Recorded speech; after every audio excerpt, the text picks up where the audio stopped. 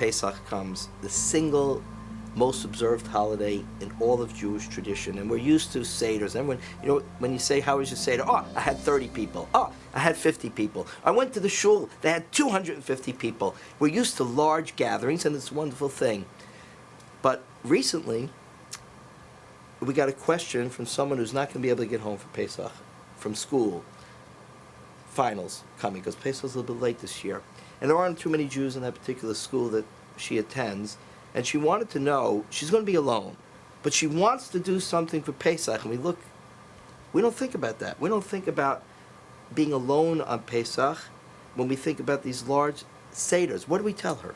That's so phenomenal, because we think that this is a phenomenon that only happens in our days when kids are in college, in dorms. But the rabbis in the Talmud have the same situation when they ask them, say, what happened if two wise men, two rabbis, having the Seder just by themselves? Mm-hmm. They know the answers, they know the question, what should they do? And the halakha, the Jewish law, is very clear. They ask each other the questions, even if they know the answer. But it's getting even better. If you are by yourself, and this should be the answer for this girl, by yourself in a dorm, and you know it's Pesach, you ask the question and you answer to yourself. Maybe they want to stress is the idea more than the answer, the idea of questioning, no? Mm-hmm. It's almost like a pep talk.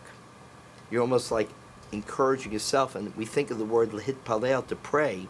We think of prayer as, okay, we pray in a minyan, we pray with a lot of people. We pray to God, but also there's a whole aspect of in which we are encouraging ourselves and talking to ourselves. So maybe when you think about not eating chametz on Pesach, that's an individual effort. It's me, I have to do it. So the individual part of Pesach is really this self-encouragement as to the importance of this story of freedom.